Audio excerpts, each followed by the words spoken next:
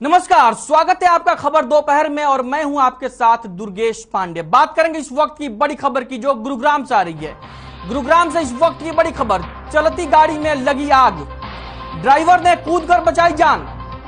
ताऊ देवीलाल स्टेडियम के पास की घटना, आग लगने के कारणों का नहीं हुआ खुलासा। गुरुग्राम से इस वक्त की बड़ी खबर हम आप तक पहुंचा रहे हैं। चलती गाड़ी में लगी आग, ड्राइवर ने कूदकर बचाई जान। ताऊ देवीलाल स्टेडियम के पास की घटना, गुरुग्राम से इस वक्त की बड़ी खबर हम आप तक पहुंचा रहे हैं। आग लगने के कारणों का नहीं हुआ है खुलासा। गुरुग्राम में चलती गाड़ी में आग लगी। तस्वीरें आप अपनी टीवी स्क्रीन पर देख पा रहे होंगे कि कैसे एक कार धू धू कर जल रही है।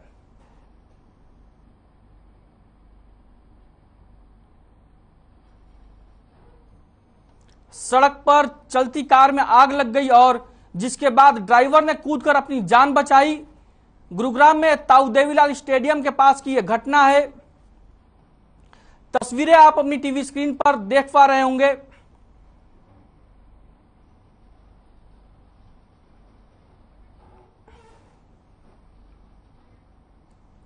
वहीं पूर्व राष्ट्रपति डॉक्टर एपीजे अब्दुल कलाम की पुण्यतिथि के मौके पर सीएम मनोहर लाल ने उन्हें श्रद्धांजलि दी और कहा कि भारत को परमाणु शक्ति संपन्न राष्ट्र बनाने के लिए उनका योगदान रहा है। साथ ही यह भी कहा कि उनके जीवन के उपदेश और उनकी विनम्रता लोगों के दिलों में उन्हें सदैव जिंदा रखेगी। डॉक्टर एपीजे अब्दुल कलाम की पुण्यतिथि सीएम मनोहर लाल ने उनको श्रद्धांजलि दी है।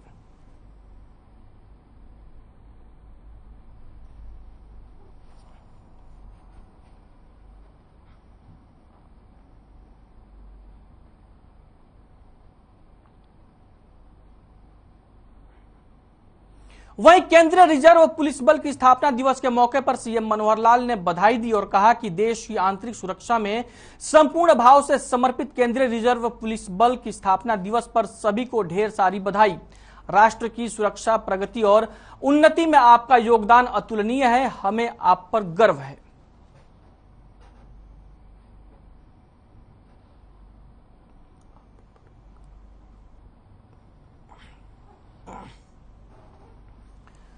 मुख्यमंत्री मनोहर लाल ने आरपीएफ की स्थापना दिवस पर बधाई दी है और उन्होंने ट्वीट किया जिसमें उन्होंने लिखा कि देश की आंतरिक सुरक्षा में संपूर्ण भाव से समर्पित केंद्रीय रिजर्व पुलिस बल की स्थापना दिवस पर सभी को ढेर सारी बधाई और शुभकामनाएं। राष्ट्र की सुरक्षा, प्रगति और उन्नति में आपका योगदान अतुलनीय है, हमें आप पर गर्व है। मुख्यमंत्री मनोहर लाल ने आरपीएफ की स्थापना दिवस पर ट्वीट किया और देश के लोगों को बधाई दी।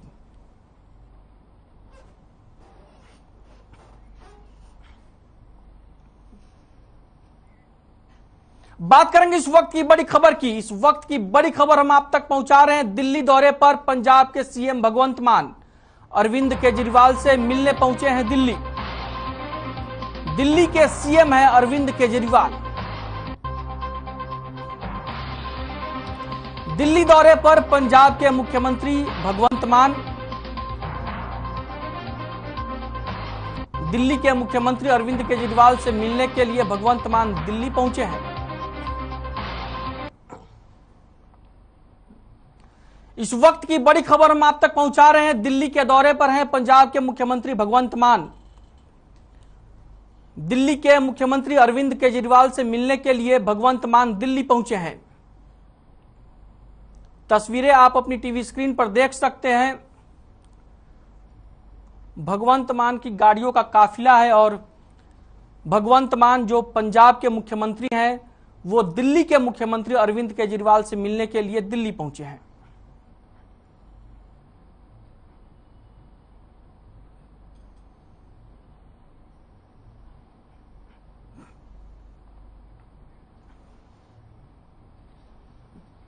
वहीं देश की राजधानी दिल्ली में मंकी पॉक्स का मामला सामने आने के बाद गुरुग्राम स्वास्थ्य विभाग भी अलर्ट हो गया है।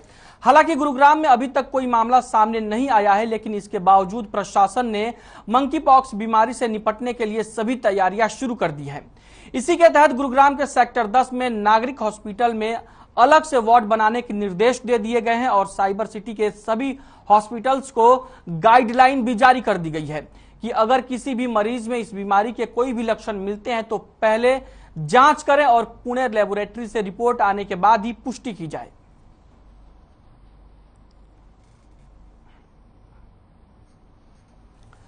दिल्ली में मंकी पॉक्स का मामला सामने आने के बाद साइबर सिटी गुरुग्राम में भी स्वास्थ्य विभाग अलर्ट हो गया है और गुरुग्राम में जो तमाम हॉस्पिटल हैं उनको दिशा निर्देश जारी कर दिए गए हैं। वहीं पर स्वास्थ्य विभाग अपनी तैयारियों को पुख्ता करने में जुट गया है। स्वास्थ्य विभाग ने गुरुग्राम में हॉस्पिटल्स में अलग से मंकी पॉक्स के लिए वार्ड बनाने के निर्देश भी जारी कर दिए हैं।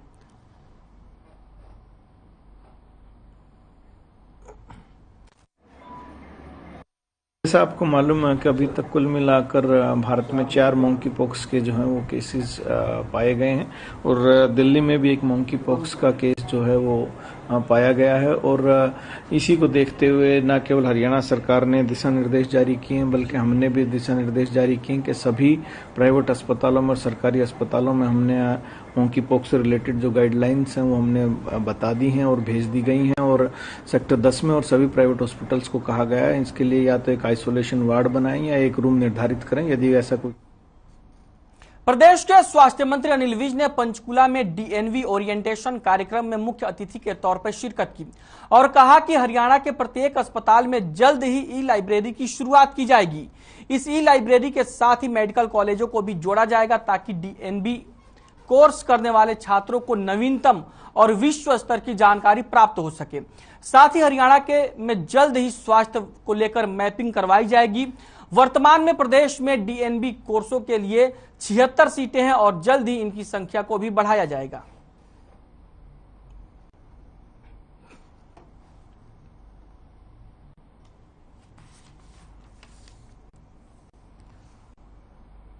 प्रदेश के स्वास्थ्य मंत्री अनिल विज ने डीएनबी ओरिएंटेशन कार्यक्रम में पंचकुला में शिरकत की और इस दौरान उन्होंने कहा कि प्रदेश के अस्पतालों में जल्द ही ई लाइब्रेरी शुरू होगी और जो प्रदेश में मेडिकल कॉलेज हैं उनको ई लाइब्रेरी से जोड़ा जाएगा।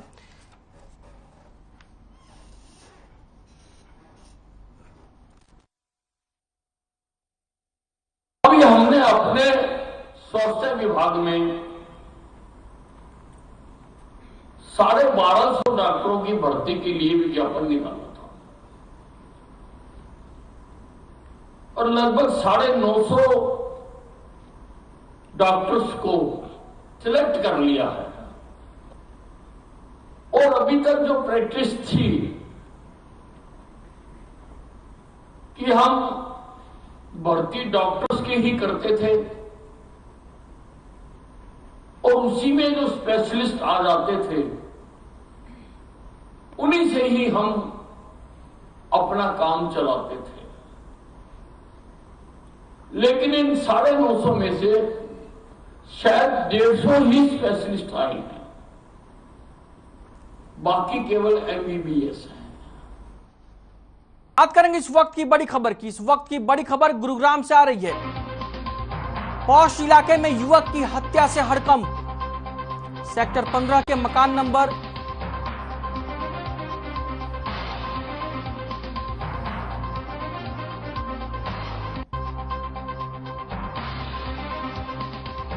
गुरुग्राम में पौष इलाके में युवक की हत्या से हड़कंप मचा हुआ है। सेक्टर 15 के मकान नंबर 687 से बरामद हुआ शव। चौकीदार के तौर पर काम कर रहा था मृतक। मामले की जांच में जुटी पुलिस।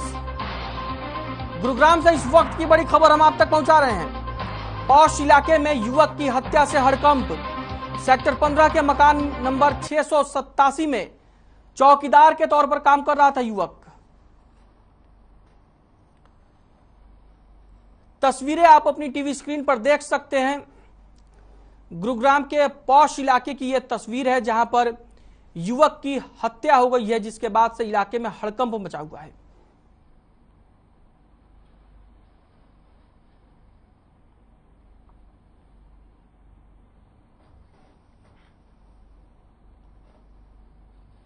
वहीं सोनिया गांधी से ईडी के द्वारा की जा रही पूछताछ से नाराज कांग्रेस कार्यकर्ताओं ने सिरसा में केंद्र सरकार के खिलाफ अपना प्रदर्शन किया।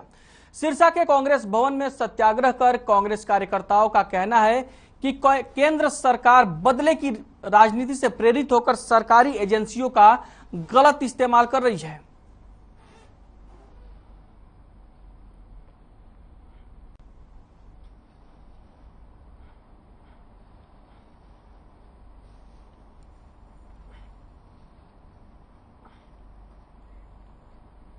वहीं महेंद्रगढ़ में दोहान नदी के तट पर भगवान शंकर के मंदिर मोदाश्रम धाम में हर साल की तरह इस साल भी 223वें विशाल मेले का आयोजन किया गया। मेले में पूर्व शिक्षा मंत्री प्रोफेसर रामविलास शर्मा ने मुख्य अतिथि के तौर पर शिरकत की।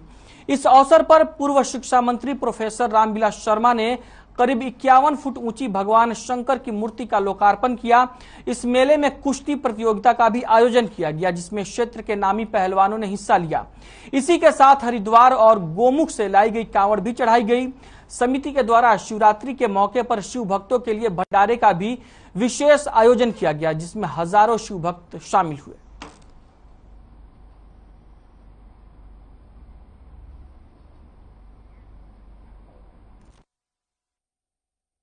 भगवान शिव का ये दरबार है मोदाश्रम।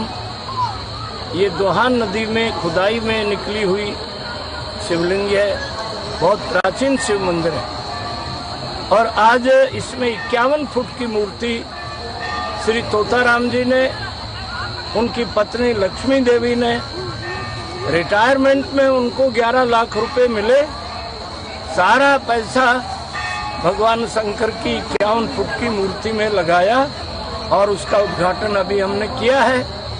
और ये बहुत प्राचीन मंदिर है।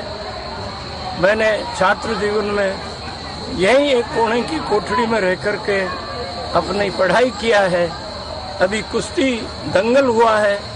अभी भगवान शंकर की 51 फुट की मूर्ति का नाम। वहीं फतेहाबाद जिले के गांव सांचला के स्कूल को 10वीं से 12वीं तक अपग्रेड करने की मांग को लेकर छात्राएं पिछले 9 दिनों से धरने पर बैठी हैं। छात्राओं द्वारा ये मांग विधानसभा के डिप्टी स्पीकर के सामने भी रखी जा चुकी है। छात्राओं का कहना है कि जब तक गांव के स्कूल को 12वीं तक अपग्रेड नहीं किया जाएगा, तब तक वो इसी प्रकार का अनशन जारी रखेंगी। ग्रामीणों का कहना है कि आसपास के 3 गांव की 20,000 आबादी होने के बावजूद भी 12वीं तक का कोई स्कूल नहीं है। गांव के बच्चों को पढ़ने के लिए दूर दराज के इलाकों में जाना पड़ता है।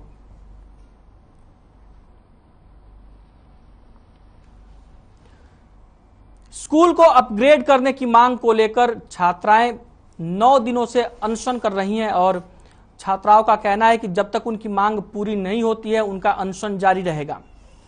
वहीं ग्रामीणों का कहना है कि स्कूल ना होने की वजह से, 10वीं और 12वीं की स्कूल ना होने की वजह से जो छात्र छात्राएं हैं उनको पढ़ने के लिए दूर दराज के इलाकों में जाना पड़ता है, जिसके चलते उन्हें काफी परेशानी होती है।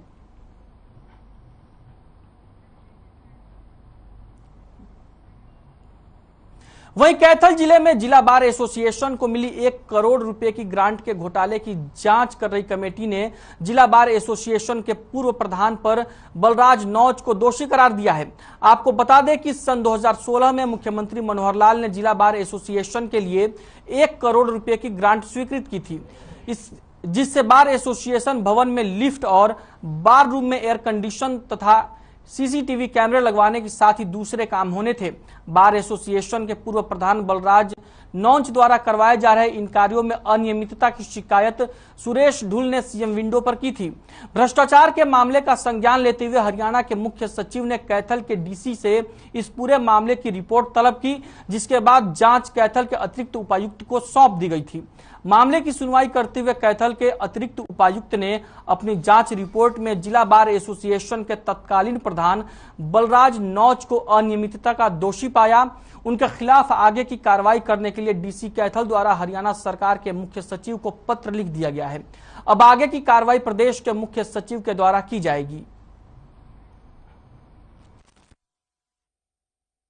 देखिए, माननीय मुख्य सचिव द्वारा उपायुक्त महोदय से रिपोर्ट मांगी गई थी कि 2016-17 में एक सीएम अनाउंसमेंट थी जिसमें 1 करोड़ रुपए की जो राशि थी वो जिला बार एसोसिएशन को वहाँ पे एसीज व लिफ्ट खरीदने के लिए दी गई थी, जिसमें एक शिकायतकर्ता ने आरोप लगाया कि इसके अंदर कुछ अनियमितताएं हैं जो एज पर रूल्स नहीं की गई हैं।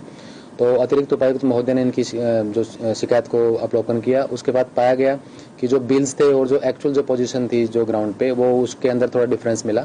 तो सेम रिपोर्ट अतिरिक्त उपायुक्त महोदय को सौंप दी है और उसी की जो रिपोर्ट्स हैं हमने माननीय मुख्य सचिव को भिजवा दी गई है।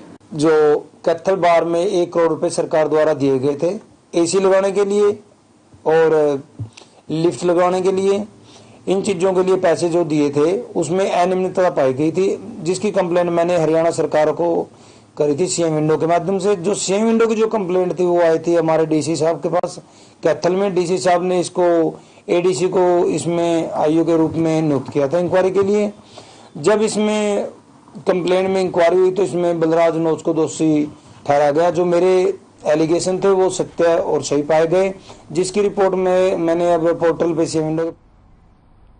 अंबाला कैंट रामपुर रोड आजाद नगर में नगर परिषद का सफाई कर्मचारी सफाई के दौरान हाई टेंशन तार की चपेट में आ गया।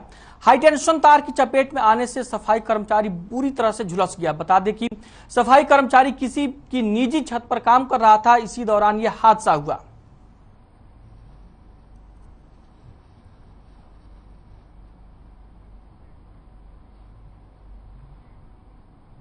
वहीं पिहोवा में गुमथला गैस एजेंसी के मालिक सतपाल का शव एजेंसी के सामने खेतों में मिला, जिसकी सूचना तुरंत पुलिस को दी गई। वहीं मौके पर पहुंची पुलिस ने शव को कब्जे में लेकर पोस्टमार्टम के लिए भेज दिया और मामले की जांच में जुट गई है, जबकि मृतक के परिजनों ने हत्या की आशंका जताई है।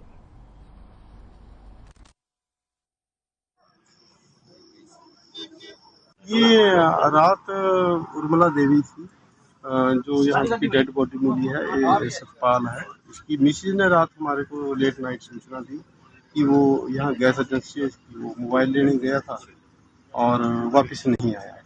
हमने रात में ही इसका मिसिंग का केस रजिस्टर हो गया था और उसके बाद सवेरे इनके परिवार से पुलिस ने बताया कि वहाँ की डेड बॉडी है, तो हमने आके निरीक्षण किया है और केस रजिस्टर है ऑलरेडी। हमारे चाचा जी है, गैस एजेंसी है इनकी है। तो ये रात को यहाँ से कोई 7:30 या 7:45 निकल गए हैं यहाँ से काम निपटा के अपना गैस एजेंसी का। तो उसके बाद ये घर चले गए। घर ये जाके इन्होंने कहा मैं मेरा फोन भूल गया। 8:30 बजे इसकी मिसेज कह रही थी ये तो। देश में एक दिन में 18,313 कोरोना के नए केस सामने आए हैं और कोरोना के चलते 57 लोगों की मौत हो गई है, जबकि 20,742 लोग कोरोना से ठीक हुए हैं। इसके बाद देश में कोरोना का रिकवरी रेट 98.47% हो गया है। बात करें कोरोना के एक्टिव केसों की तो देश में फिलहाल कोरोना के 1,45,026 केस एक्टिव हैं और अब तक देश में कोरोना से 5,26,167 लोगों की मौत हो चुकी है।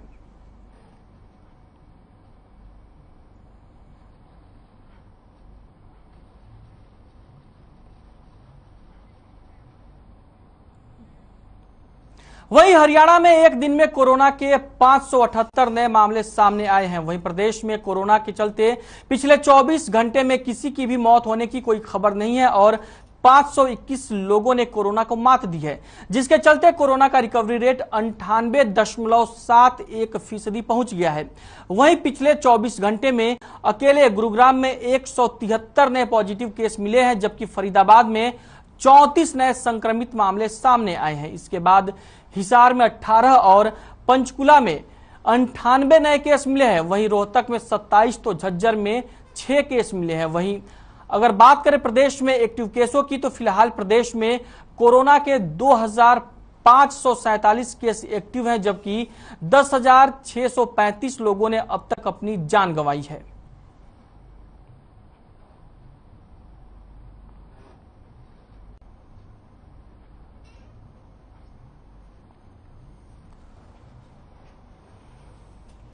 तो देश और प्रदेश में कोरोना के नए मामले मिलने का सिलसिला लगातार जारी है। अगर हरियाणा प्रदेश की बात करें तो पिछले 24 घंटों में 578 कोरोना के नए केस मिले हैं, जिनमें पंचकुला में 98 और रोहतक में 27 केस मिले हैं।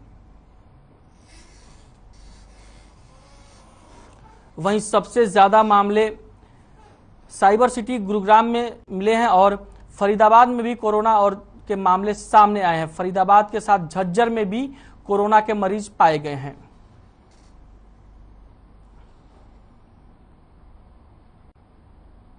वहीं हरियाणा प्रदेश कांग्रेस कमेटी के वरिष्ठ प्रदेश प्रवक्ता और वरिष्ठ नेता बजरंग गर्ग ने केंद्र सरकार की नीतियों पर हमला करते हुए कहा कि केंद्र सरकार विपक्षी नेताओं की आवाज दबाने के लिए संवैधानिक एजेंसियों सीबीआई और ईडी का दुरुपयोग कर रही है।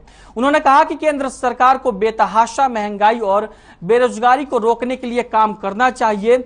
जहां एक तरफ सरकार लगातार टैक्सों में बढ़ोतरी करके जनता पर पहले से कई गुना महंगाई का बोझ डाल रही है, वहीं दूसरी तरफ हरियाणा में उच्च शिक्षा प्राप्त करने वाले युवा नौकरियों के लिए धक्के खा रहे हैं।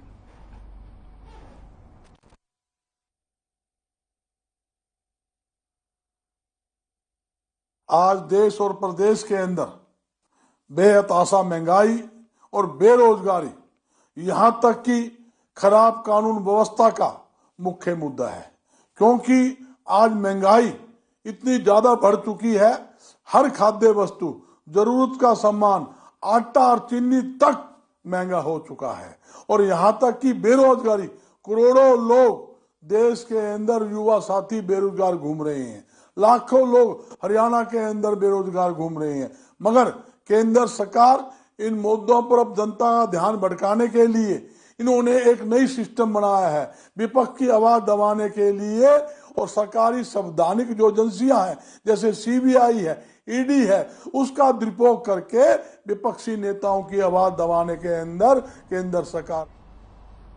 नेशनल हेराल्ड केस में प्रवर्तन निदेशालय के द्वारा कांग्रेस अध्यक्ष सोनिया गांधी से तीसरे दौर की पूछताछ पर कांग्रेस के कोषाध्यक्ष रोहित जैन ने कहा कि हमारा धरना प्रदर्शन सिर्फ ईडी के दुरुपयोग के लिए नहीं बल्कि केंद्र सरकार की ओर से बेरोजगारी, महंगाई, अग्निपथ जैसे मुद्दों से ध्यान भटकाने के लिए सरकारी मशीनरी का दुरुपयोग करने को लेकर है और इन मुद्दों पर कांग्रेस की आवाज को दबाने का काम केंद्र सरकार कर रही है। ईडी को हथियार बनाया गया है और सोनिया गांधी को बीमार होने की जानकारी होने के बाद भी उन्हें लगातार पूछताछ के नाम पर प्रताड़ित किया जा रहा है।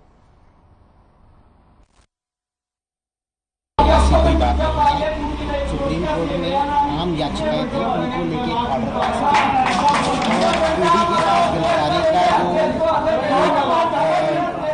गिरफ्तारी का अधिकार वो तो है ही, इसमें कोई दो राय नहीं है। लेकिन जो हमारा धरना प्रदर्शन है वो ईडी के मिसयूज को लेके है। जिस प्रकार से आज पूरे देश में, प्रदेश में बेरोजगारी चरम सीमा पर है, चारों तरफ महंगाई के कारण हाहाकार है और आप देख सकते हैं किस प्रकार से रुपए का मूल्य बिल्कुल गिर चुका है डॉलर के मुकाबले में, और चारों तरफ त्राही हो रही है। और अग्निपथ जैसी योजनाएं और इस तरह की योजनाएं जो कि एक बहुत बड़ा फेलियर है देश में लाई जा रही है। सबका गलत तरीके से इस्तेमाल किया जा रहा है। सोनिया जी जो कि सीनियर सिटीजन है, जिनकी उम्र मेरे ख्याल 75 साल के करीब उम्र, और जो अस्थमा की पेशेंट है, उनको कई घंटे तक हरासमेंट की जा रही है, उनको बुला के बैठाया जाता है। अगर आपने कोई सवाल जवाब करने, आप मेल पे भी ले सकते हैं, आप लिख के दें, उसके जवाब मिल जाएंगे। कल भी बुलाया गया, आज भी बुलाया गया, राहुल गांधी जी को बुलाया गया। ये खाली एक माहौल को। खबर दोपहर में फिलहाल के लिए इतना ही। मुझे दीजिए इजाजत और आप बने रहिए हर खबर के साथ।